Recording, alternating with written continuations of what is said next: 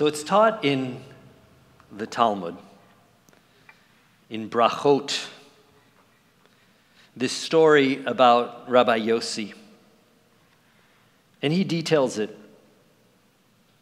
He says, I was once walking along the road when I entered the ruins of an old abandoned building among the ruins of Yerushalayim, of Jerusalem, in order to pray. And as I did so, Rabbi Yossi says, I noticed Eliyahu, Elijah, the great prophet, who was no longer living at that time. That's the amazing thing about Talmud. People from all different generations meet each other on the pages of Talmud. So he notices that Elijah, the prophet of blessed memory, came and guarded the entrance of the ruin for me and waited at the entrance until I finished my prayer. When I finished praying and I exited the ruin, Elijah said to me, deferentially, as one would address a rabbi, greetings to you, my rabbi. Rabbi Yossi, he says, I answered him, greetings to you, my rabbi, my teacher. And Eliyahu, Elijah, said to me, my son, why did you enter the ruin? Well, I said to him, in order to pray. And Elijah said to me, you should have prayed on the road. And I said to him, well, I was unable to pray along the road because I was afraid that I might be interrupted, my prayers might be interrupted by travelers, and I wouldn't be able to focus. Elijah said to me, well, then you should have recited an abbreviated prayer. Rabbi Yossi was in trouble. He concluded at that time, from that brief exchange, I learned from him three things. I learned that one may not enter a ruin. I learned that one need not enter a building to pray. I may pray along the road. And I learned that one who prays along the road recites an abbreviated prayer. We could focus on each of those three things, but tonight I want to focus on number one. The idea that we may not enter a ruin. A teaching quite explicit in Talmud. We have to ask ourselves why. We learn from Rabbi Yossi, Eliyahu, Elijah said to me, when you were in the ruin, what voice did you hear? And I responded, I heard a Bat Kol. A Bat Kol is a hard concept to accurately translate into English, but it's a heavenly, gentle, yet powerful voice that calls out to the world. So Rabbi Yossi heard this Bat Kol. It was like an echo, he told Eliyahu, like an echo of the roar of God, but it was also like the sound of a dove. So we read in Talmud, and we learn that in the ruin there was a Bat Kol, this presence, this essence of God. Perhaps this was why Elijah didn't want him praying in the ruin. There was something super sacred about this place, maybe, or perhaps there's something more, and it's Talmud, so of course there's something more. A little bit further on down the page, it says, the sages taught us that for three reasons, one may not enter a ruin. Now, these are a little PG-13, but it's okay. Because of suspicion of prostitution, there were no goodniks hanging out in the ruin, which is ironic given that there was a Bat Kol in the ruin. Because the ruin is liable to collapse, and because, in addition to the other nefarious types in there, and the Bat Kol in there, there are also potentially demons in the ruin. No matter what, a ruin in Talmud is seen as a dangerous spot. It's a place in the shadows, in the margins, both divine and threatening, a place that we are best to stay away from. More from the Talmud, This in a different section of Talmud called Bava Batra. It tells the story of Rabbi Bar Chana, who said that once we were traveling in a ship, and we saw a certain bird that was standing with water up to its ankles, and its head reached all the way up to the sky. And we said to ourselves, because of this bird, we see that there's no deep water here, and we really want to go down into deep water to cool ourselves off. And as they said that, a Bat Kol, a divine voice, emerged as if from the ocean and said to us, do not go down there. As the axe of a carpenter fell into that section of the water 7 years ago, and it has still not reached the bottom. And this is not because the water is so large and deep. Rather, it's because the water is turbulent. The Bat Kol is heard not just at a ruin, it's heard in many places. The list is lengthy. But tonight I'm including these two places, the ruin and the water. One of the purposes of a Bat Kol, and again there are many, and the Bat Kol appears long after Eliyahu. And Elijah was a prophet. Elijah could communicate directly with God. When the Talmud is written, this is during the era of the rabbis, prophecy is no more.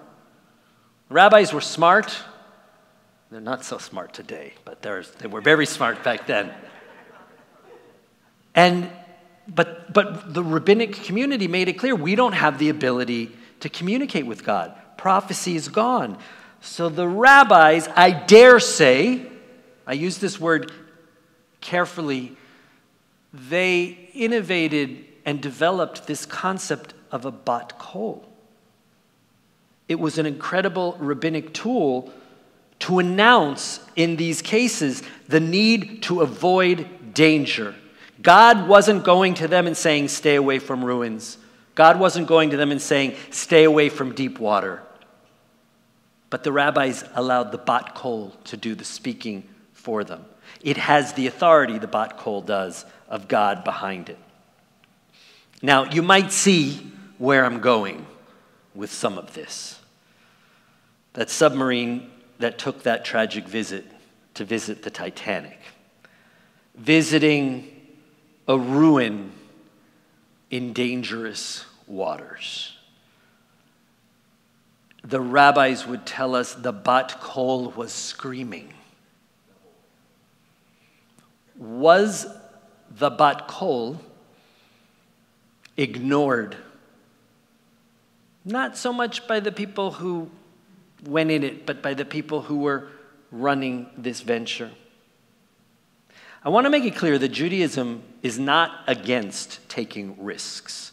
Judaism is very much about taking risks. It starts as early as that troublemaker who really gave us our lives, and her name was Eve. If she hadn't have taken that risk and eaten that apple, we'd all still be puppets in the Garden of Eden. Now, while that might sound wonderful, we wouldn't have free choice. Eve took a risk. There were consequences, and she and Adam were kicked out of the Garden of Eden. Abraham, soon after in Lech Lecha, takes a huge risk with his wife, and they pick up everything, and they listen to this new deity that they met, God, and they travel to a land that they've never been to. Had Abraham not taken that risk, we wouldn't be here now. Shifra and Puah, in the beginning of the book of Exodus, these two brave Egyptian women, that had they not have broken Pharaoh's rule, somebody like Moses would never have existed. Moses himself was a risk taker. Nachshon, who we sang Michamocha before, but Nachshon was the guy who was brave enough to stick his toe into the sea, and it was because of that risk that he took that the sea parted. There's so many examples of risk takers in our tradition. But God also says to the Israelites in the book of Deuteronomy, for your own sake, be most careful. That's in chapter 4 of Deuteronomy. About 20 chapters later, we have this very famous line in Torah that when you buy a new house, or or you build a new house, you have to make a guardrail for your roof because you have to do everything possible to protect yourself and the people to come to your house. And this idea is the foundation of what we call in Judaism pikuach nefesh, of saving a life. It's an essential Jewish value. If you need to take a risk to save a life, you do it. The Talmud says, one who sees another drowning in a river or being dragged away by a wild animal or being attacked by bandits, the Jewish thing is to jump in and save them. But if you if you put your life in jeopardy, just for kicks, just for fun, this new type of tourism that's out there, that's not really grounded in Jewish values. That's when the Bat Kol cries out, stay out of the ruin, stay away from the dangerous waters. Let the Titanic rest in peace. In this day and age where technology is advancing so quickly and trips to space and trips into the depths of the ocean are accessible to those with means to pay for them, just because we have the technology, just because we have the means, as we've seen this week, it doesn't mean we have the guardrails that the Torah demands of us. Yes, we have to take risks when it comes to saving lives. And I would even argue to take risks to do important research. If that means researchers who are approved and in special equipment to go down and check out things like the Titanic or discover things that will save lives, there's nothing that the Bat Kol would cry out for about that. But to put ourselves in dangerous situations just for the excitement of it, to put people at risk, as the operators of the submarine that went down to the Titanic appear to have done, to do so for excitement and profit, these are cases where we modern Jews need to remind the world to use spiritual hearing. The Bat Kol is still out there. It's not gone. And it's still out there warning us to stay away from danger. Excitement and high-tech devices and money and keeping up with the Schwartzes silence the Bat Kol for lots. But this week we're reminded of the dangers of allowing this smothering to happen. And I would argue, even if some of you are a little bit skeptical about the Bat Kol, that each of us, every single person here, has the ability to hear the Bat Kol. We all do. And deep inside, as my mother always says, deep inside where you don't even know it, you know you do. So this Shabbat, try to find a little bit of time to listen to that Bat Kol and listen to the advice that it gives you. Because in this world today, that Bat Kol, that voice, that essence of the divine needs to be heard.